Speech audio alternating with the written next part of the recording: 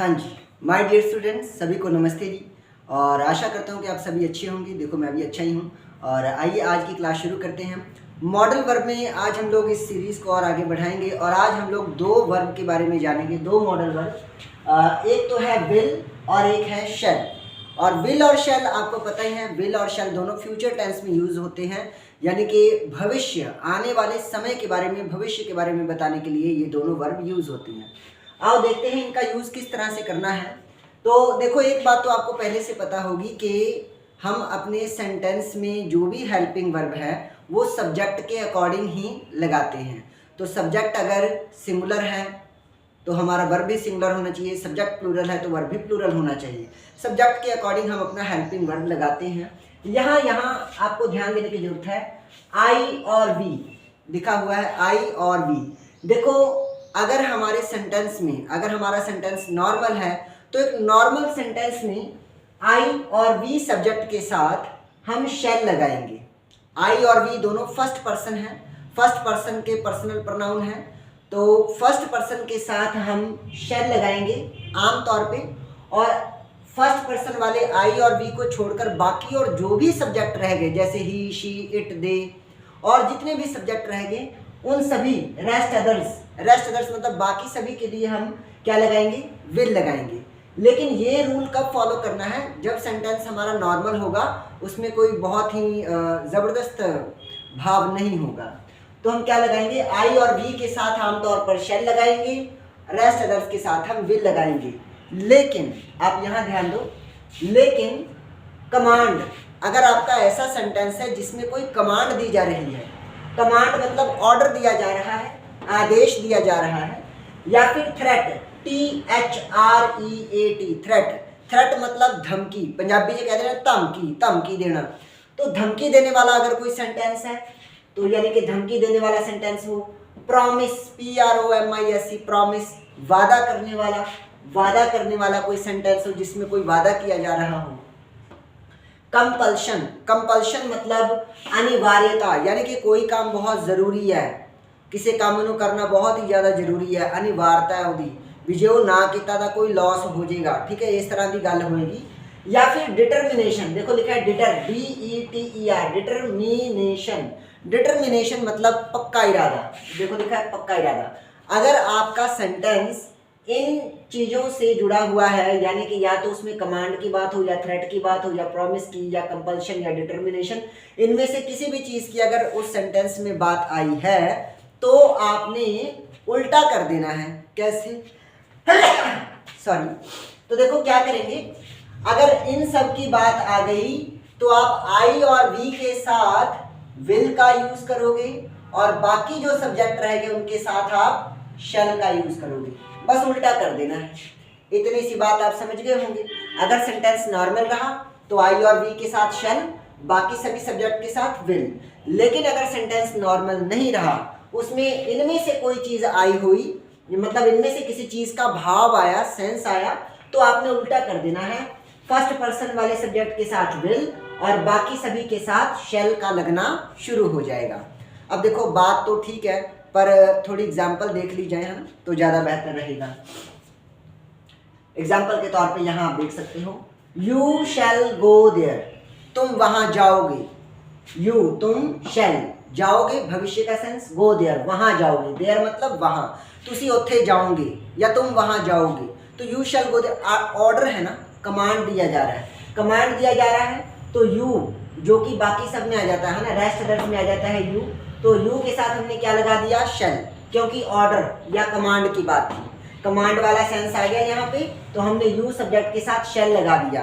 Otherwise हम you के साथ नॉर्मली विल लगाते, नॉर्मली क्या लगाते हैं, विल लगाते हैं, लेकिन कमांड का सेंस आ गया तो हमने शैल लगा दिया।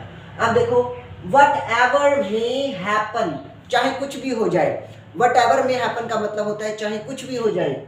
आई विल हेल्प यू, मैं तुम्हारी मदद जरूर करूंगा। तो जरूर करूंगा एक तरह से प्रॉमिस की है ना, वादा कर रहा है कि चाहे कुछ भी हो जाए मैं तुम्हारी मदद जरूर करूंगा, मैं तुम्हारी हेल्प जरूर करांगा।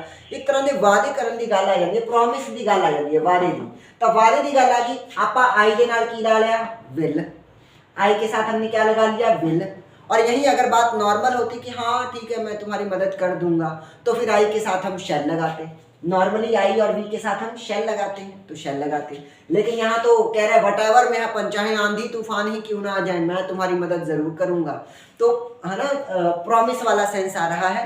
प्रॉमिस वाले सेंस के लिए हमने आई के साथ विल लगा दिया, नहीं तो शैल लगाते। फिर देखो आई विल किल यू, आपने बॉबी देओल की फिल्में देखी होंगी, उसमें वो कहता है ना dialogue, I will kill you bastard. तो वो कहता है कि मैं तुझे मार डालूंगा। अब देखो अगर वो नॉर्मल कहे कि देखो मैं तुम्हें मार डालूंगा, अगर समय मिला ना तो तुम्हें मार डालूंगा, नहीं मिला तो तुम्हें छोड़ भी दूंगा। अगर नॉर्मल बात कहता तो आई के साथ सीधा सीधा शैल लगा लेता, लेकिन वो तो पक्का बात करके मैं तुझे मार ही डालूंगा। तो ये जो मार ही डालूंगा, अब ये थ्रेट है, धमकी है ना, धमकी देने का सेंस आ रहा है, तो हमने क्या लगा दिया, आई के साथ विल लगा दिया। और अगर नॉर्मली कहता हाँ मैं तुझे मार डालूंगा, नॉर्मली कहता है तो यहाँ आई के साथ शैल लग जाता। ठीक है, नॉर्मल सेंटेंस में आई और वी के साथ शैल लगता है तो शैल लग जाता, बट यहाँ धमकी देने वाला सेंस है तो विल लगा दिया हमने। नेक्स्ट देखो I will have to finish this work. एक मैंने आपको फॉर्मूला करवाया था कि हैज हैव हैड, यानी कि हैज हैव हैड के बाद टू आ जाए और टू के बाद वर्ब की फर्स्ट फॉर्म हो, तो वो कैसा सेंस देता है भी किसी काम को मजबूरी वश, है ना, मजबूरी करके करना पैंदा है, करना पड़ता है, करना पड़ेगा, करना पड़ा, मजबूरी में करना पड़ा, ऐसी कंडीशन बन गई कि वो करना पड़ा। तो यहाँ पर ये बात भविष्य के लिए हो जाएगी, I will have to finish this work, मुझे इस काम को खत्म करना ही पड़ेगा। तो एक कंडीशन बन गई, है ना, एक कंपल्शन बन गया, अनिवार्यता, बहुत जरूरी हो गया है इस काम को खत्म करना, एक कंपल्शन का सेंस आ गया। तो हमने आई के साथ क्या लगा दिया, विल। और यही अगर कंपल्शन ना होता तो आई के साथ हम नॉर्मली शैल लगाते हैं। ये देखो नॉर्मली तो शैल ही लगाते हैं, तो नॉर्मली शैल लगा देते हैं, बट क्योंकि कंपल्शन का सेंस आया तो हमने विल लगा दिया, आई के साथ विल लगा दिया। यही बात ध्यान रखनी है।